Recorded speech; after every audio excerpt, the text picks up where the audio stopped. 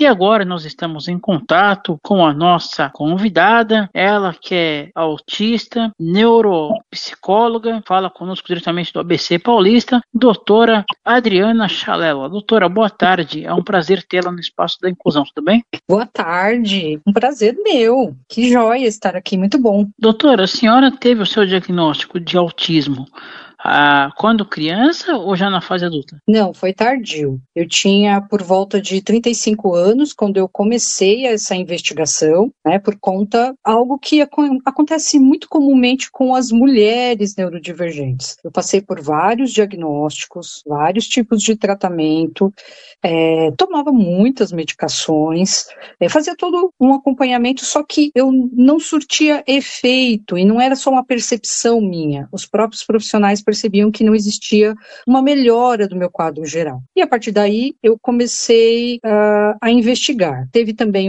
umas questões, né, que aconteceram na época que eu pela primeira vez entrei em contato com um paciente autista. E aí por identificar questões dele que eu via que tinham acontecido comigo e que acontecem comigo, me surgiu essa dúvida. E aí começou todo um processo de investigação que durou aproximadamente 2 anos, né? Avaliação, acompanhamento, investigação, até o meu diagnóstico, né? Com laudo, através do laudo, né? Veio o diagnóstico de autismo com TDAH e altas habilidades.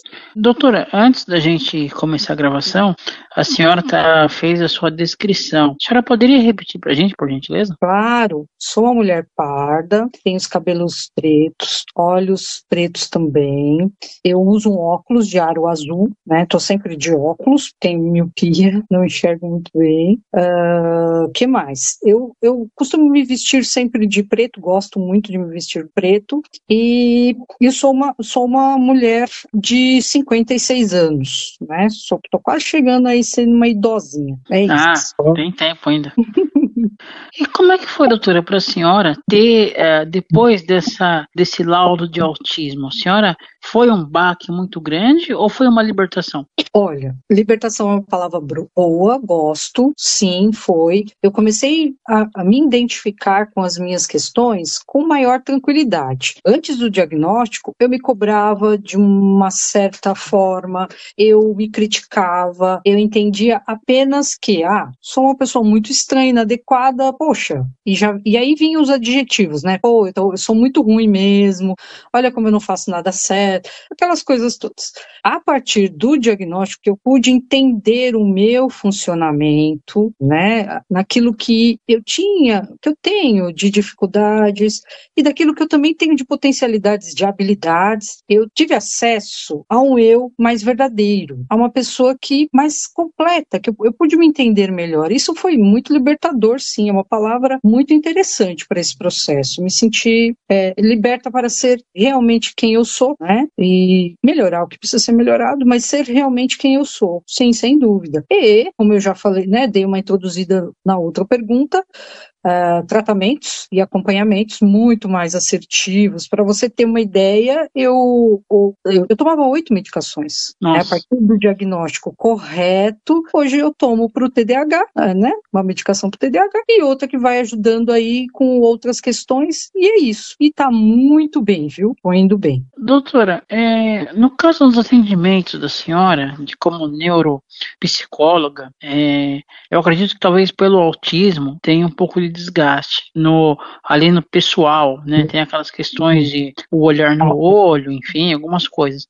Então, a senhora prefere fazer o atendimento presencial ou online? As duas modalidades é possível, né? Dá para se fazer. Você colocou uma situação aí que é muito interessante, né? Que diz respeito a nós aí, enquanto pessoas neurodivergentes, sobretudo no autismo, né? A sobrecarga, às vezes o cansaço excessivo, o não lidar com questões de rotina, de quebra de rotina, excesso de informações.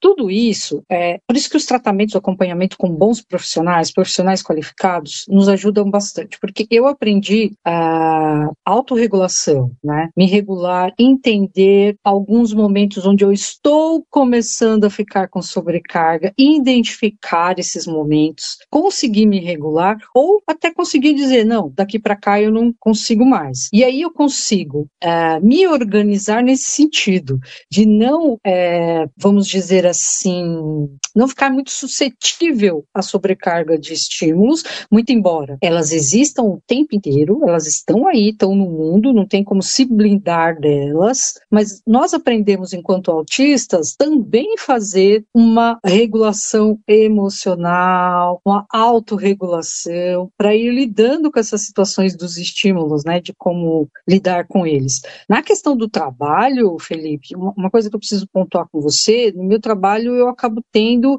a questão que é muito falada nas redes sociais, eu tenho hiperfoco, porém eu tenho algo que também chama monotropismo, são coisas diferentes que podem acontecer com os autistas. O meu monotropismo tem muito mais a ver com altas habilidades, porque realmente o conhecimento, conhecer, colocar em prática o conhecimento, isso me relaxa, não me cansa, percebe? Então o trabalho não te cansa? Não, nesse sentido não. E aí o hiperfoco às vezes pode acontecer. O hiperfoco, sim, ele traz prejuízos de qualquer forma, né? Ao contrário do que a gente vê nas redes sociais, né, que tem um glamour todo em cima do hiperfoco, porque eu estou hiperfocado. O hiperfoco sempre vai trazer prejuízos. Por quê? Se você está ali extremamente centralizado, focado naquilo, o que está ao seu redor, você não dá mais atenção, você não presta atenção, você deixa de privilegiar coisas até muito importantes. Quando existe o hiperfoco, aí no meu caso, e eu estou falando, né, meu caso muito específico, aí sim eu tenho prejuízos muito grandes e eu preciso ficar muito atenta a isso, a questão do hiperfoco. Então, assim, no caso, o que é importante ressaltar, né, para os nossos ouvintes, ressaltar para você, cada pessoa dentro do espectro manifesta as questões do autismo de uma forma, né, por isso que se diz, né, a frase tão emblemática aí, e até um clichê, cada autista é único, e de fato é. Então, a questão do cansaço excessivo, para mim, isso é uma coisa até que eu comento com o profissional que me acompanha, né, que é assim, se eu não tiver um X de trabalho e de demanda e um X de exigência, aí sim eu chego no cansaço excessivo, aí sim vai me fazer mal. Então, tem uma questão do meu funcionamento, né, o funcionamento, quando eu falo desempenho cognitivo e tudo mais, que eu fico muito melhor funcionando de certas formas. A linha tênue é não chegar à exaustão, cansaço excessivo, deixar de privilegiar tudo que é importante na vida, lazer, descanso, né, relações interpessoais, mesmo que mínimas. Então, tudo isso eu tenho que ficar muito atenta. A senhora falou da questão do hiperfoco. No seu caso, qual é ou são os seus hiperfocos? Olha, eu já tive durante a vida alguns, né? A gente pode separar o hiperfoco em algumas categorias. Existe o hiperfoco permanente, que fica assim durante um bom tempo, né, na vida da pessoa, e tem aqueles transitórios. Eu já tive alguns, mas, em geral, os meus hiperfocos, eles vão na área das artes ou na área do conhecimento científico, mais especificamente, o primeiro que eu notei, que eu tive, assim, que foi absurdo, foi na área da psicologia. Então, tinha temas na psicologia onde era uma coisa assim que tomava a minha vida e eu não conseguia desempenhar em mais nada. Eu só focava naquilo. Foi um dos pontos, assim, que eu percebi que eu tinha que tomar mais cuidado e pensar com calma sobre esses processos. A senhora pode exemplificar para a gente? Sim, você imagina, né? Na faculdade de psicologia, quando eu me deparei com uma determinada teoria de personalidade, né, na faculdade de psicologia, vou falar abertamente, né? Eu entrei em contato com a teoria do Jung. Vocês já ouviram falar dele, Carl Gustav Jung. A partir daí, eu me tornei especialista por conta própria. Eu estudei tanto que eu ia para aula e eu sabia mais que o professor, porque eu estudei paralelamente e eu só vivia daquilo, eu estudava de manhã, de tarde, de noite, eu consumia as histórias dele, eu entrei em contato com familiares dele da Suíça, eu entrei numa coisa assim, e até hoje amo, né? Não é a linha de meu trabalho, não é a minha linha de trabalho, né, principal, mas amo a teoria, mas foi um dos que eu identifiquei de hiperfocos na minha vida. De infância não vou saber te dizer, de adolescência não saberia te dizer se eu tive mesmo algum tão assim, mas nessa época de vida adulta, né, início de vida adulta, foi um deles. E eu negligenciei muitas coisas da minha vida por conta disso, né? Me tornei uma especialista autodidata, né, na teoria, e outras coisas ficaram negligenciadas. Por exemplo, as relações interpessoais, eu não namorava, eu não me interessava por pessoas, eu não me interessava, até, pra você ter uma ideia, até de cuidados pessoais eu acabei tendo problemas e dificuldades com isso. E hoje, né, hoje sabendo, entendendo melhor, entendendo mais sobre o transtorno do espectro do autismo, suas características, como que é o hiperfoco e tal, hoje eu entendo, poxa, eu tava no hiperfoco danado ali, hein, tava sério o negócio. Então eu tenho muito desse movimento. Como eu entendo isso, que eu tenho esse funcionamento, hoje em dia eu já presto bem atenção no início, quando essas coisas vão começar, né? E hoje, essa questão das relações, falou que não namorava, questão de relações interpessoais. Hoje em dia, como é que tá essa questão? Olha, sempre foi muito complicado, vida toda, né? Sempre foi difícil. Eu fui, desde a infância, a pessoa que tinha um coleguinha e me fixava nele, e depois, adolescência, mantive, né, assim, sempre a relação com uma pessoa de confiança, e na faculdade não tive essa pessoa de confiança, e hoje em dia, como que eu faço, né? Isso tudo, ressalto novamente, né, a questão de um bom acompanhamento, de um terapeuta, de um psicoterapeuta, psiquiatra, de uma equipe que te cuide, né, como um todo, dentro das suas necessidades, e como e de que forma você pode adquirir, né, mais habilidades sociais, por exemplo. Eu fui aprendendo a ter um pouco mais de habilidades sociais, melhorando essa questão, para conseguir ter interações sociais adequadas, possíveis, prazerosas, que me fazem, que acrescentam a minha vida, né? Então eu fui desenvolvendo isso com o tempo, com o tratamento, né, e tudo mais, e as coisas foram acontecendo, assim. Eu diria que isso não tenho dúvida, tá, Felipe? Após diagnóstico e tratamento efetivo, focado nas minhas necessidades, melhorou muito. Antes disso, eu diria para você que o esforço não tinha êxito nenhum. Mesmo que eu quisesse ter uma boa interação social, ela não acontecia. Ela não acontecia. Mesmo quando eu estava me esforçando ao meu máximo, elas não aconteciam. Então, hoje, quando eu me esforço através de estratégias, esforço que eu digo assim, né, se propor, né, a fazer, estratégias, formas de buscar caminhos onde eu posso trafegar, onde eu consiga ir fazendo ali devagar a coisa acontecer, sem me aviltar, sem me machucar, sem, sabe, exigir coisas absurdas de mim, hoje em dia acontece bem. Boas interações, né, ter pessoas por perto, né, pessoas consideradas amigas, então hoje funciona um pouco melhor. Me perdoe a próxima pergunta que eu vou fazer, mas assim, a gente vê muitos hoje em dia psicólogos autistas, né? Na sua equipe que te ajuda nos seus cuidados, também você tem pessoas autistas ou não necessariamente? Olha, Felipe, talvez o que eu vou falar aqui talvez seja polêmico, mas vamos lá. Enquanto paciente, eu prefiro profissional que seja pelo menos neurodivergente. Eu prefiro. Então, os profissionais que me acompanham hoje, inclusive, eles são autistas. Por que eu tenho essa preferência, Felipe? São profissionais que sabem exatamente do que eu estou falando, por viver o que eu vivo. Você pode me dizer assim, mas Adriana, cada autista é único, que eles vivem... Sim, sem dúvida, mas algumas dores são tão parecidas que quando eu as relato, porque a gente usa muito a linguagem, né, para falar de como que acontece com a gente, tal, muito embora o autista tenha sempre algum prejuízo na linguagem, acontece alguma coisa na parte da comunicação, mas nós usamos as palavras, e quando você fala com um profissional desse, ou que você demonstra para ele as suas fragilidades, os seus déficits, as suas dificuldades, é um profissional que vai te olhar com um cuidado tão diferenciado, pelo menos é a minha experiência, tá, Felipe? Ele vai dizer assim para você, poxa, vamos pegar o exemplo do hiperfoco que a gente estava falando aqui.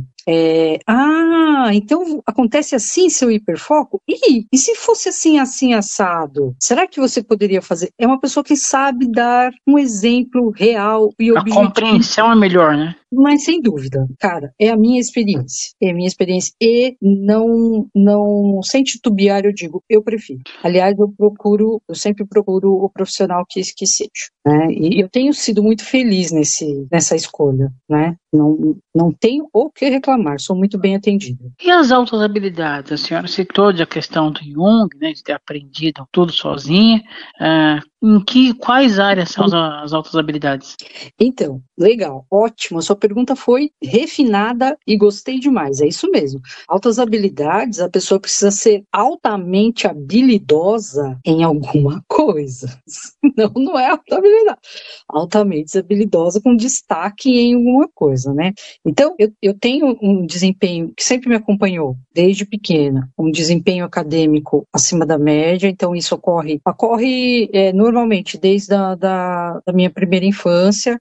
Tem esse desempenho acadêmico que flui, né, e vai assim, tem essa capacidade de aprendizagem. Por exemplo, eu vou te falar de uma coisa que está acontecendo atualmente comigo. Hoje, eu já fiz várias pós-graduações, né, hoje eu estou fazendo uma pós-graduação e eu já sei todo o conteúdo da pós-graduação, eu só preciso do diploma, eu só preciso da certificação. As aulas, todo o conteúdo, eu já tenho domínio. Então, uma coisa que eu já até propus para a instituição, vou fazer as provas e vocês verificam se eu tenho domínio ou não, se eu tenho proficiência ou não, e a gente pode pular um pouquinho isso daí para eu... Isso é uma coisa, Felipe, que acaba acontecendo muito na minha vida, né? Em termos assim de conhecimento, de ter acesso a esse conhecimento, processá-lo, instalá-lo, é um processo muito rápido, acontece muito rápido e eu faço muito de forma autodidata, desde muito pequenininha. Então, essa é uma habilidade, né, que é assim, vamos dizer, né, vamos usar a linguagem que é falada mais comumente, que é acima da média, e na questão das artes, eu desenho também, só que hoje em dia o que acontece? A minha produção artística de desenhar, ela tá no hobby, então é algo que eu uso para o hobby, nunca profissionalizei, nunca levei isso muito à frente, né? Então, eu acabo tendo, então, essa questão das altas habilidades nessas áreas bem específicas, né? E a sua pergunta é genial porque, ao contrário também do que se tem mais comumente como pensamento, altas habilidades é uma moeda de dois lados. Então, tem esse outro lado, desempenho cognitivo, desempenho acadêmico, habilidades ou artísticas, ou habilidades, né, nos esportes, ou habilidades musicais, né, acima da média. Só que o outro lado da moeda é assim, quem tem esse tipo de funcionamento também tem dificuldades nas interações sociais. Já vem junto. Vem junto também rigidez cognitiva, que eu já tenho do autismo. Então, você pode imaginar, Felipe, o quanto eu sou rígida, né? Rigidez cognitiva aqui grita, meu filho. É uma coisa, assim, absurda, porque já junta do autismo também com das altas habilidades. Outra questão, nas altas habilidades, você também tem a disfunção na área da sensibilidade, né? Você pode ter uma sensibilidade com alteração, então você pode ser mais sensível, hipersensível, supersensível, ou pode ser hipossensível, pouco sensível a alguns estímulos. Então vem junto também nesse combo. Eu costumo brincar assim, é uma coisa que eu costumo falar, né? Que as altas habilidades só tem um glamour para quem não tem, porque quem tem paga um preço em geral muito alto. Tem um senso de justiça muito apurado, tem uma cobrança imensa, enorme,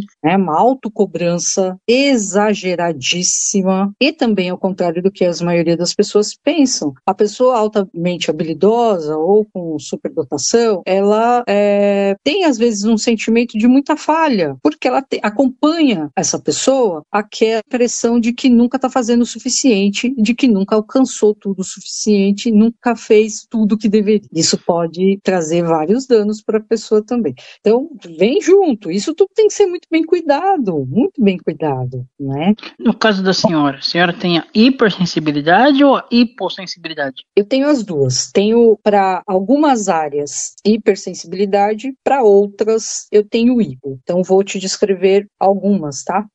Eu sou hipersensível na questão vestibular. O que é vestibular? Nosso vestíbulo, que é uma areazinha que tem dentro da nossa... Você colocar o dedo na sua orelha, se você pudesse afundá-lo até o fim, você ia chegar num lugar que chama vestíbulo. Dentro dele tem um líquidozinho que ele vai mexendo conforme a gente anda, a gente se mexe, e ele que nos dá a sensação de equilíbrio. Quando você tem uma labirintite, acontece aí uma coisa grave nesse vestíbulo, que deixa todo tonto e tudo mais. Eu tenho hiperresponsividade, ou seja, hipersensibilidade vestibular. O que acontece na prática, Felipe? Eu sou uma pessoa que eu não posso ir para as alturas, nenhuma. Subir num lugar alto, em pontes, eu fico muito mal em pontes, né? Se eu tenho que caminhar sobre uma ponte, se eu sinto qualquer insegurança do meu corpo em relação ao espaço, isso me traz uma sobrecarga, me faz muito mal. Alguém pode perguntar assim, mas não é todo mundo assim? Não. Tem pessoas que não reagem a altura nenhuma. Sobe na altura e desce, sobe. Eu tenho uma hipersensibilidade vestibular. Que quando eu era menorzinha, né, e depois em avaliação, né, a gente foi descobrindo isso, quando eu era criança, eu tinha dificuldade até de sentar numa cadeira sem que eu conseguisse apoiar os meus pés. Então, você imagina, uma criança pequenininha sentada naquela cadeirona e os pezinhos não alcançavam lugar nenhum. Aquilo me dava um desespero, eu entrava em crise, as pessoas que conviviam comigo, né, as figuras parentais aí, não sabiam o que estava acontecendo e era uma questão vestibular, de não conseguir, sabe aquela coisa de sentir o chão? De não sentir onde está o meu pezinho. E aquilo me fazia muito bem, não foi detectado na época, né? Mas depois, em avaliação, né, no processo todo avaliativo, a gente foi... Isso é uma dos exemplos, tá? De vida pregressa aí. Agora, o que eu tenho é isso, eu tenho que ter muito cuidado, um trabalho muito específico, quando eu preciso andar de avião, por exemplo, né, qualquer possibilidade onde eu sinta que o meu corpo não tem uma certa segurança, eu terei sobrecarga. Tenho hipersensibilidade aí. Hipossensibilidade. O que eu tenho de hipossensibilidade? Você já ouviu falar em interocepção? Confesso que não. Interocepção é a nossa capacidade de sentir, perceber o que está acontecendo dentro da gente. Então, por exemplo, eu vou falar para você, vou te perguntar assim, Felipe, você consegue perceber quando você está ficando febril? Você consegue? Quando você começa a tremer, você percebe que você tá... Você começa a sentir que você tá quentinho? Uhum. Muito bem. Eu sou hipossensível, eu não sinto. Quando eu tenho febre, eu já tô... Você tá lá em cima. Exatamente. Tá lá pros 38. Aí alguém olha pra mim e fala assim, nossa, tá vermelho, hein? Nossa, tá saindo uns ventos quentes do seu nariz. Aí eu, eita, acho que eu tô com febre. Vou medir, tá lá quase chegando nos 39, tal. Então, essa sensação, essa percepção do que acontece com o meu corpo dentro é muito rebaixada, tá? É muito rebaixada.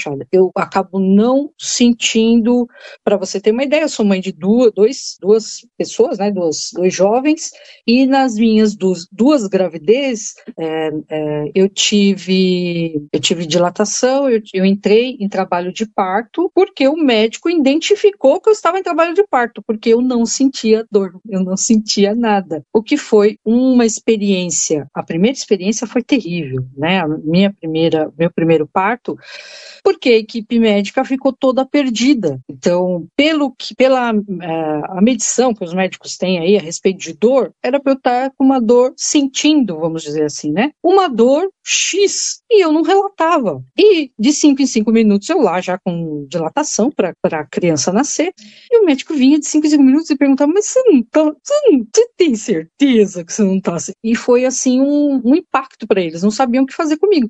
Tanto que depois do parto, né, que acabou sendo cesárea, acabei fazendo uma cesariana, porque eles não conseguiam medir essa coisa do quanto eu ia conseguir ter de dor para expelir a criança ou algo assim, não conseguiu mensurar isso, eles pensaram numa cesariana de emergência.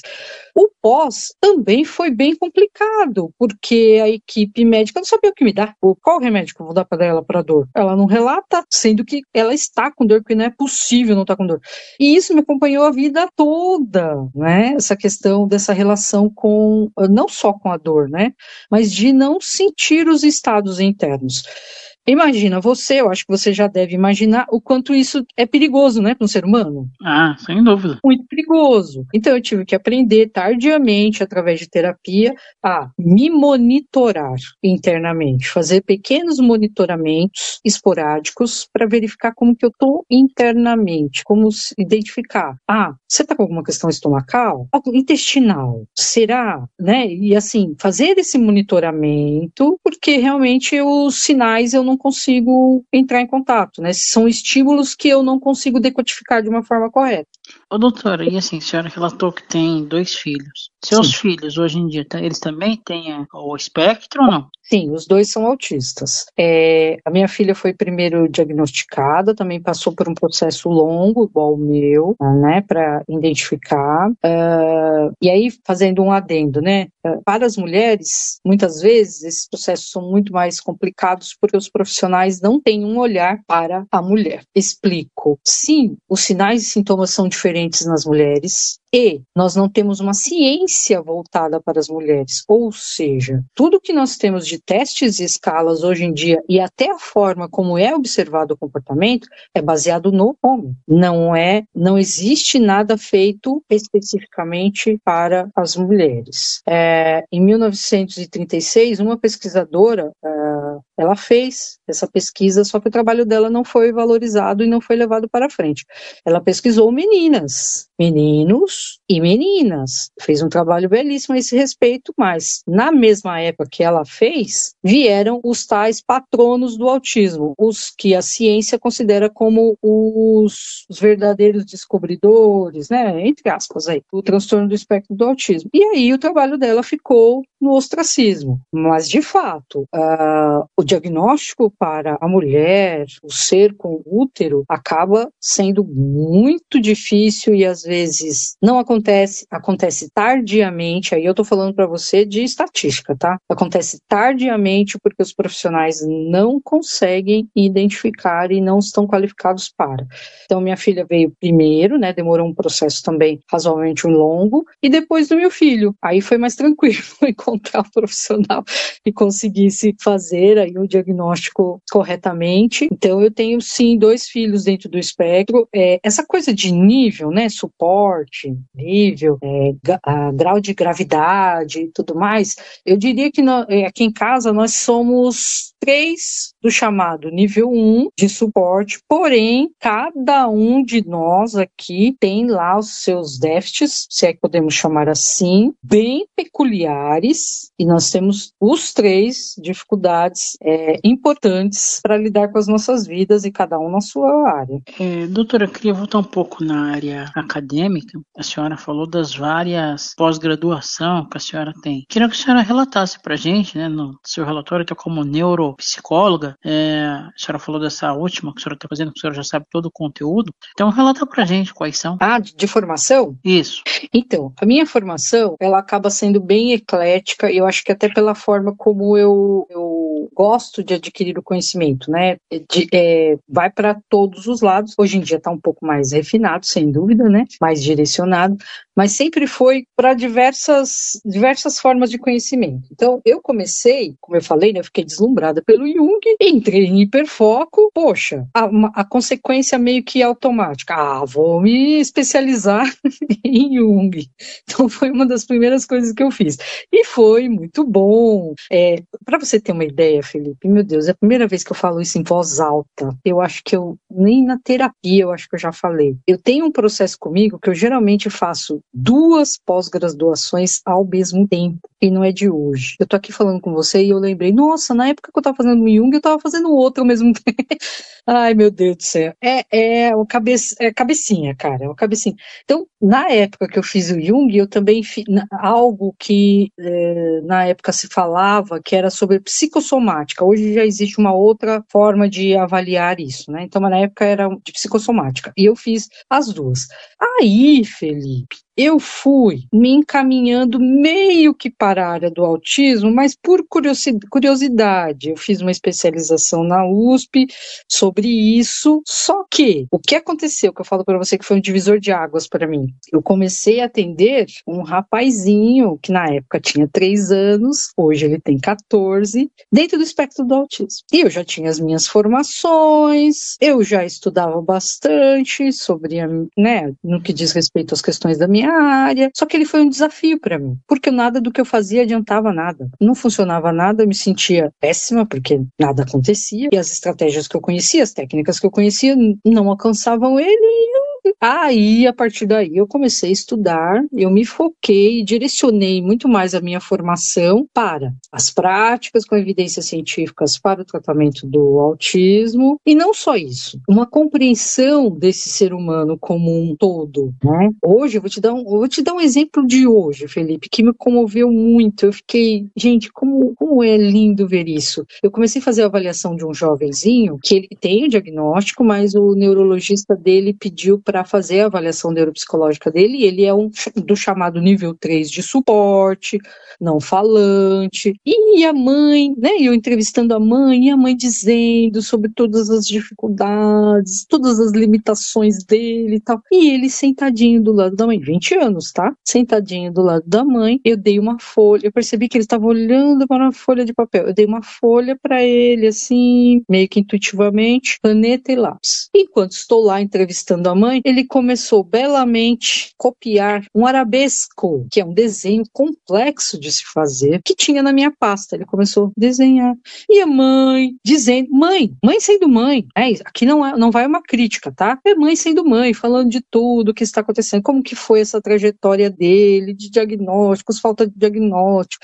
Começa com o neuro, aí o neuro vai embora do convênio, e contando todas essas coisas, e ela falando, ele tá muito desestimulado, ele não faz mais nada. Aí eu falei, mãezinha, você tá vendo que ele tá copiando? Eu falei flor, né? A flor da minha pasta, tava copiando lindamente. Ela olhou assim, ai, não é que ele tá copiando, que coisa linda! Ela ficou toda emocionada. Ele tava ali fazendo uma cópia daquele desenho, que quem conhece o arabesco sabe que é um desenho complexo de se fazer. E ele lá fazendo com a maior, se divertindo, ele ria, ele achava aquilo. Então, são coisas assim que me emocionam, por isso que eu completei com esse exemplo. Eu fui atrás do conhecimento científico, fui atrás da melhor, vamos dizer assim, a melhor forma para lidar com o autista e o neurodivergente, mas eu também cresci muito nesse sentido de olhar para esse ser humano como um todo, que ele tem tantas coisas. Eu tenho muita coisa para apresentar, não só o autismo, e outras pessoas também. É um ser completo que tem desejos, tem vontades, quer fazer coisas diferentes, quer ser feliz. É esse ser humano que está na minha frente. Então, eu aprendi nessa caminhada até muito mais do que o conhecimento técnico e científico e tudo mais, foi lidar com esse ser humano completo e admirá-lo. Eu tenho, Felipe, uma admiração profunda por esse ser humano que está na neurodivergência. Eu tenho uma admiração profunda. Por quê? Eu tenho para mim que nós somos resistência. Nós somos, enquanto seres humanos neurodivergentes, autistas, TDAH, com dislexia, com funcionamento de altas habilidades de superdotação e outros mais, nós somos resistência a esse mundo que está aí, que não nos aceita, que não tem práticas afirmativas para lidar bem com a gente, mas nós somos resistência. Eu tenho, assim, é aquela coisa, o clichêzão, né? Eu amo o que eu faço? Não, é muito mais do que isso, porque eu amo essas pessoas profundamente. Então, o meu caminho de profissional passou por isso, né? Eu fui me especializando cada vez mais em terapias comportamentais, estudando também de forma autodidata, como eu te expliquei, né? Eu acabo fazendo isso, não tem jeito. Eu acabo estudando de forma autodidata, depois vou procurar o diploma para ter a certificação. E me aprofundar nesse ser humano completo. Qual que é esse ser humano completo? Ele tem a parte biológica, ele tem a parte comportamental, ele tem a parte, engloba comportamental social, e ele é um sujeito que deseja, que quer e que também pode ser feliz. Então, nisso, o crescimento foi, acho que até maior do que na parte do conhecimento. A senhora, em algum momento, pensa em fazer isso? Já deu aulas? Já dei, eu gosto, é algo que eu gosto muito de fazer, assim, as brincadeiras, né, que hoje em dia as pessoas fazem, a pessoa é muito palestrinha, eu sou a Maria Palestrinha, você não pode me dar um tema naquilo que eu domino do conhecimento, né, das neurodivergências, do TEA, enfim, nessa área, assim, específica que eu fico lá dando palestrinha, não tem jeito, cara, as coisas saem assim, gosto muito de dar aula, gosto muito, percebo, né, às vezes que aconteceu, que foi possível, né, trabalhar com isso, ou fazer de forma até voluntária, no que diz respeito a esses assuntos que nós estamos falando agora, as pessoas são ávidas por saber, ávidas por conhecer um pouco mais, porque elas levam muito para a prática do dia a dia, e então são bons alunos. Eu não diria que eu sou uma boa professora, mas na minha vida eu encontrei bons alunos, pessoas que realmente queriam aprender alguma coisa, então eu gosto sim. Mas geralmente a senhora dá aula para ensino superior ou para ensino médio? Eu já dei aula em cursos específicos. Então, por exemplo, terapeutas que querem aprender sobre... vou te falar um curso específico. Acompanhante terapêutico. Então, você é um profissional, ou você pode ser da área da saúde, ou pode ser da outra área, e você quer aprender a ser acompanhante terapêutico. Aí, eu dou aula para profissionais já formados, né? Profissionais que querem se especializar nisso. Algo que está muito em evidência hoje, não sei se a senhora já utilizou, já recomendou, enfim, a questão do cão de serviço ou cão de apoio emocional, né, os animais que acompanham os autistas. Como que a senhora vê isso? Olha, é uma prática, uma estratégia com alta eficiência. Imagina você que, você tem uma ideia, eu tenho certeza disso, que no ambiente cheio de estímulos, sem previsibilidade, ou seja, o autista não sabe o que vai acontecer, e para o autista, vamos generalizar aqui só para explicar, para o autista não ter previsibilidade é terrível, traz a pessoa se desregula, vai dar sobrecarga sensorial, ela pode ter uma crise, existe essa possibilidade sim. Então, nós estamos falando de um ambiente, de um mundo que não é preparado para nós, não se preocupa em fazer nada por nós. Então, quando nós temos mecanismos, estratégias para nos regular, para nos dar essa segurança, mesmo que pontual e tópica, ajuda muito. E um animalzinho, um pet, ele pode estar a serviço disso. Acontece, e isso funciona muito bem. Precisa muito bem ser muito bem treinado, lógico, né? Hoje em dia existem serviços que oferecem isso, né? Ainda mais de forma personalizada, né? Aquele pet específico para aquela pessoa, para a necessidade dela, ou de caminhar em espaços sociais, de estar em espaços sociais, né? Então, tudo aquilo é muito personalizado. Então, funciona muito bem, sim. É uma estratégia muito bem-vinda. Mas no seu caso, a senhora já utilizou ou já recomendou? Eu não. Nunca utilizei, mas já recomendei, sim. Já recomendei e encaminhei pacientes para fazer uso. Não beneficia todo mundo, tá, Felipe? Tem pessoas que não existe ganhos assim, mas existem pessoas assim dentro do espectro, até, né, outros neurodivergentes que podem ser muito beneficiados, sim. Doutor, agora em abril tem o Dia Mundial da Conscientização do Autismo. Sabemos que tem duas datas do autismo, né? Tem agora em abril, e se eu não me estou equivocado, em junho, não lembro agora se é junho ou julho, tem o Dia do Orgulho Autista. Mas essa data de abril especificamente, o que representa para a senhora? Bom, antes de falar dessas duas, eu vou te falar de uma outra outra que ninguém fala dela, que é o dia 17 de março, que é o dia da conscientização sobre o autismo profundo. Qual que é Confesso esse que eu não autismo? conhecia essa.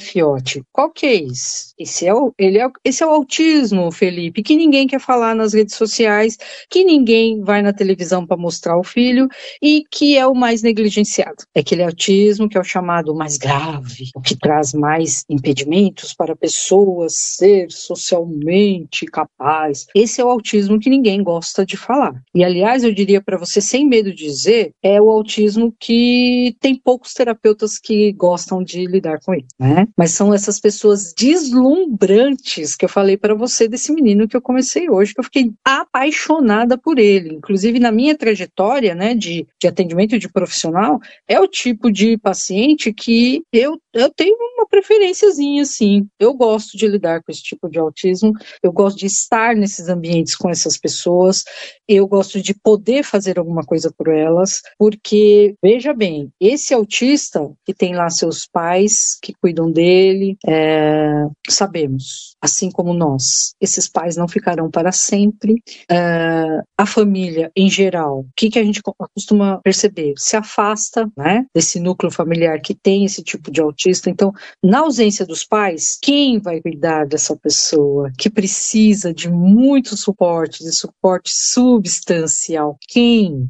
Então, não existe políticas públicas voltadas especificamente, não existe mobilização efetiva das pessoas para que exista um movimento social, um movimento nosso, de todos nós, para que essas pessoas sejam assistidas ou com casas adaptadas para elas, para que elas tenham tratamento que ajude elas a desenvolverem autonomia e independência mínima. Então, assim, é um autismo que é um dia que para mim também é muito importante. Em abril, o que se fala muito, aí vem aquela enxurrada de vídeos nas redes sociais, todo mundo fala um pouco, todo mundo, enfim, válido, muito válido. Eu tenho para mim que transtorno do espectro do autismo devia ser assunto na mesa do jantar. Vamos conversar sobre isso. Por quê, Felipe? Se você não é autista, pode ser que tenha alguém na sua família. Ah, na minha família não tem nenhum. Você pode ter certeza que no teu prédio tem. No seu prédio tem. Ah, no meu prédio eu acho que não tem. Tá, na sua rua vai ter. Então é importante que as pessoas se conscientizem,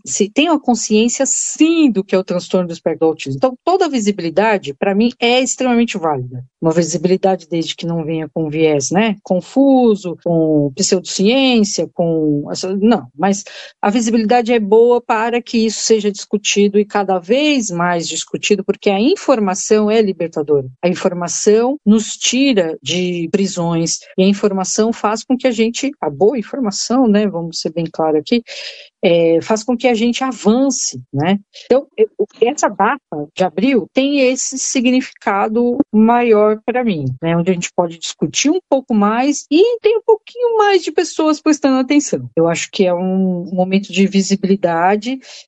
A outra data, que é sobre o orgulho, é interessante, acaba sendo bem controversa, né? Porque existem sempre aquelas pessoas que querem discutir.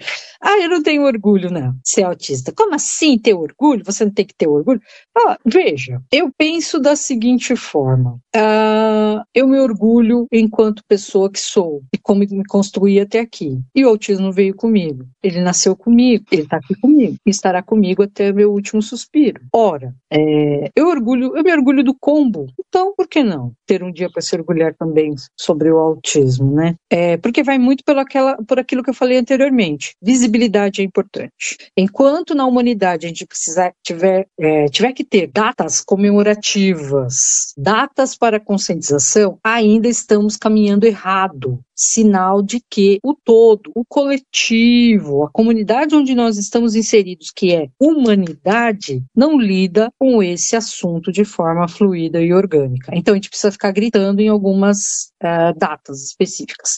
Enquanto tivermos datas específicas, sinal de que, né? Então, visibilidade eu acho que é muito proveitosa, sim, e a gente aproveita para falar sobre a realidade como ela é, né? Nessas datas, né? Eu sou uma pessoa que você deve ter ido lá no meu Instagram, eu falo mais abertamente, eu costumo brincar, né? Quando eu estou ensinando que eu não faço masking ou o meu masking é muito frágil, então eu não costumo ser fofa, porque não consigo ser fofa. Então, eu acabo, nessas datas específicas que você citou, eu acabo ainda falando mais abertamente sobre essas contradições, né? Então, por que que ninguém fala do autismo severo, o autismo profundo? Por que que o autismo profundo não é retratado? Vamos falar dele também, gente. Vamos conscientizar sobre ele. Então, a gente aproveita, né, essas datas para falar um pouquinho mais também. Particularmente depois do início do espaço da inclusão, né, quando eu comecei em 2015, ainda na outra emissora, na Rádio Paraty FM, que hoje é a minha retransmissora daqui de São Bernardo do Campo, inclusive, quando eu comecei com o meu primeiro autista que eu entrevistei, foi o Saulo, né, que hoje é músico, se formou na UFRJ, né, depois a Adriana Torres, enfim, o pessoal que eu fui entrevistando, foi um grande aprendizado, um grande ganho ter, né, fazer sempre entrevista com pessoas autistas, cada vez é sempre um grande aprendizado em funções diferentes, em áreas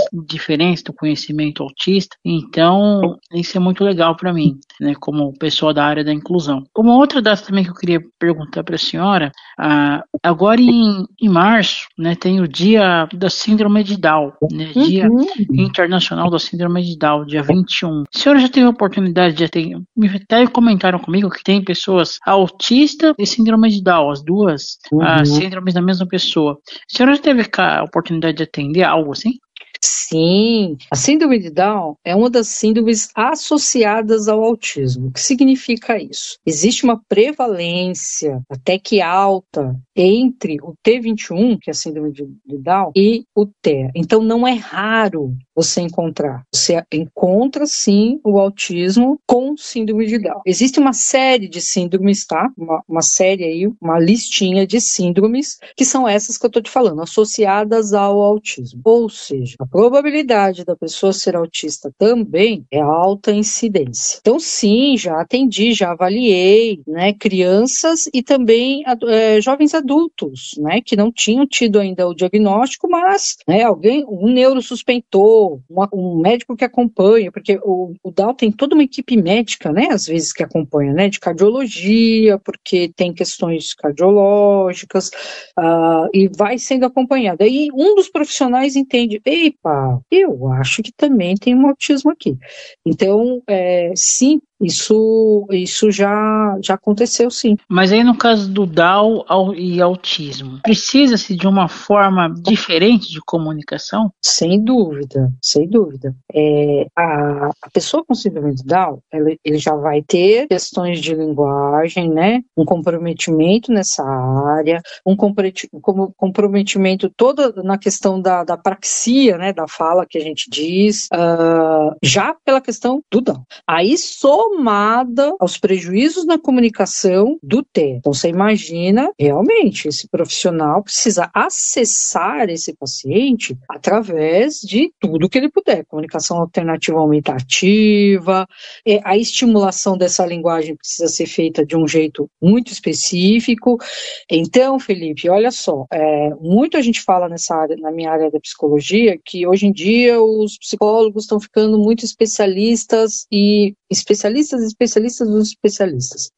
E tem um lado ruim disso? Tem um lado ruim disso. Mas tem esse lado. Tem pacientezinhos, tem pessoas com síndromes e transtornos associados que precisam dessa especificidade. Necessitam disso. Porque senão você vai ficar enxugando gelo. Eu gosto de usar metáforas, sim. Eu sou uma autista que usa metáforas porque eu aprendi a usar metáforas. Então você fica enxugando gelo, né? E não sai de lugar nenhum. E sim, essa criança pode se desenvolver, sim, sobretudo naquelas questões que eu falei ali anteriormente. Autonomia e independência, que é muito importante também, né?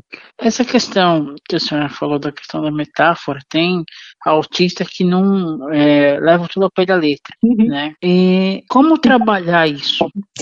Olha, você vê que interessante? Eu falo com você, eu uso metáforas com você. Agora, se você tiver uns 5 minutos de papo com a minha filha, por exemplo, a minha filha vai falar para você, meu Deus, ela leva tudo ao pé da letra. Eu não posso falar uma coisa que ela interpreta. Ela vai te contar, assim, o quanto, para mim, isso é complicado, mas eu faço o exercício, isso é terapêutico, de ir usando de forma direcionada e de de propósito, né? Fazendo o que a gente chama de metacognição, pensar o pensamento. Eu vou pensar agora que vou usar uma metáfora. E isso vai se incorporando devagar à minha linguagem. É de um dia para o outro, Felipe? Não! Não! Até porque, e assim, dá para melhorar 100%? Também não! Eu não vou deixar de ser autista e eu vou continuar tendo dificuldade com o pé da letra, sim. Mas a gente consegue dar uma ampliada nisso, uma ampliada e deixar um pouquinho mais, até porque é mais socialmente aceito, né? A gente consegue trafegar ali, né? Ficar nas interações sociais de um jeito mais tranquilo quando você tem essas habilidades de linguagem aí. Mas sim, isso é desenvolvido, isso é treinado, isso é uma coisa que a gente vai aprendendo a fazer. Você pode me dizer, nossa, Adriana, mas não é algo natural, não é ruim. Então, se você fica se forçando só para querer ser parecido ao neurotípico, eu acho que é um problema, porque a gente não tem que ficar parecido com ninguém, não, que é dito aí, bem aspas, tá? Como normal. Não, a gente não tem que fazer isso, não acho que tenho, não faço isso com os meus pacientes, de jeito nenhum. Porém, se você, enquanto pessoa com autismo, entender que a sua comunicação ficará mais rica e você ficará socialmente mais apto se você adquirir uma coisa ou outra e você quer fazer isso, bora, vamos aprender. E foi o que eu fui aprendendo, né? Usar metáforas, entender as metáforas, me deter na metáfora para entendê-la melhor, né? A questão subjetiva da metáfora. Então tem tudo isso. É uma linha muito tênue que divide, sabe? Aquilo que o autista tem que fazer para ficar igual ao neurotipo, que eu rejeito profundamente, e aquilo que um autista, de repente, pode querer fazer um pouquinho melhor para se sentir melhor e para caminhar melhor entre neurotípicos, ele muito pontualmente, tal, sem deixar de ser autista. No caso da sua filha, você conseguiu, falar em porcentagem é meio difícil, mas melhorar o quanto nela, essa questão de ser tão literal? Então, mas aí, Felipe, é minha filha, né, bem? Minha filha não tem muito o que fazer com ela. Quem faz com ela são os terapeutas dela. Os terapeutas dela que dão uns pulos lá, né?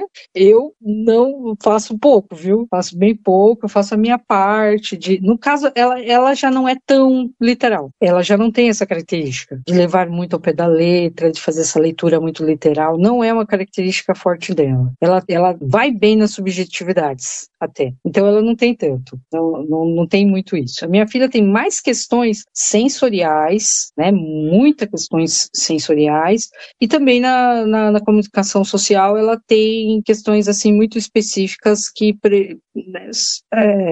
não está bem desenvolvido, talvez nunca esteja, e hoje traz muito prejuízo para ela. Mas nessa parte ela é bem rígida. Isso ela tem uma rigidez cognitiva aí importante. Nesse tempo da senhora, com todas as suas graduações e pós, a senhora já escreveu algum livro? Não, nunca escrevi. Não me sinto capaz. O que eu já fiz, Felipe, eu não posso chamar de livro. Aquilo é uma orientação sobre como tratar a criança, sobretudo, né? Criança, adolescente, com transtorno do espectro do autismo, com teorias técnicas e a forma de abordagem. Isso eu já escrevi em parceria com uma fonoaudióloga chamada Ayane, que é brilhante, também neurodivergente, e nós escrevemos juntas numa época, né, que nós decidimos as duas, vamos escrever um roteiro aqui, como fazer, como atender, de quais as técnicas usar, como fazer a abordagem, como orientar os pais, nós fizemos isso. Ficou bom? Ficou, posso te mandar uma cópia para você ver, mas ficou lá no passado, a gente não pensou em desenvolver isso, uma coisa maior. Então foi o máximo que eu fiz nessa área aí, de escrever. Mas livro não me sinto capaz, não. Aliás, a senhora falou da questão da fono. Hoje em dia, né, foi recentemente, a gagueira passou a ser deficiência. Como que a senhora vê isso? Então, a disfluência, ela pode ter várias origens, né? Ela pode, claro que eu não sou a especialista aqui para falar, quem falaria melhor, sem dúvida, seria a pessoa dessa área que a gente chama do terapeuta de comunicação. Porém, o que a gente entende, né? Como psicoterapeuta e pessoa que lida com a disfluência, ela tem várias origens, ela é limitante, sim. Então, quando a gente entra nessa parte, né, de transtornos, doenças, tal, CID, DSM, o que é, o que não é, não é. Um dos critérios que se leva, que é muito importante, é isso. Limita a pessoa? Em quais áreas? No que limita? Né? No que traz prejuízos para essa pessoa? Aí acaba sendo considerado. Então, eu não discordo. O que a gente precisa tomar muito cuidado, Felipe, é entender as origens, de onde veio, né? Como se deu aí, né? Essa disfluência, como que ela se instalou. Isso tudo é muito importante. Por que eu digo isso? Porque a gente não pode também categorizar como o indivíduo, né? Todos os indivíduos têm a gagueira por X coisa. Bota ele para cantar que ele canta, ele não. Opa, gente, calma. Vamos ver cada um, né? Como que se desenvolveu isso? Qual é a etiologia? Para onde está caminhando isso daí? É muito importante para a gente também não ficar colocando pessoas dentro de caixinhas. Diagnóstico de doenças e de transtornos tem essa tendência, Felipe, de colocar pessoas dentro de caixinhas que às vezes elas não cabem lá dentro. Doutora Adriana, em nome da Web Rádio Teletema, do programa Espaço da Inclusão, gostaria de agradecer demais a gentileza da senhora, a cordialidade aqui com o nosso programa. Gostaria que a senhora fizesse as considerações finais, se quiser passar seus contatos, fique à vontade. Eu agradeço muito, foi muito legal, você me deixou à vontade, achei ótimo, para falar aqui o que eu penso, as minhas abobrinhas. Vamos lá. Quem quiser me achar no Instagram, é ChalelaAdriana24, me procura lá. Tem eu sendo eu, tá, gente? Sem disfarce, sem mask nenhum, vai o que vai, vem o que vem também. Eu atendo, né? Sim, a maioria dos meus atendimentos são voltados, sim, para as pessoas neurodivergentes, crianças, adolescentes e adultos. Tem um foco maior, sim, com autismo e altas habilidades, mas atendo também as outras neurodivergências e sou neuropsicóloga, faço a avaliação que resulta lá no laudo para o diagnóstico de neurodivergência, TEA, TDAH, dislexia, transtornos de aprendizagem, altas habilidades, superdotação. Que mais? Falei que foi um prazer, né? Foi um prazer mesmo. Espero voltar outras vezes, se me convidar, vou gostar muito. Então é isso. Com certeza. Conversamos com a neuropsicóloga e tantas outras informações, doutora Adriana Chalela, aqui na Web Rádio Teletema, programa Espaço da Inclusão.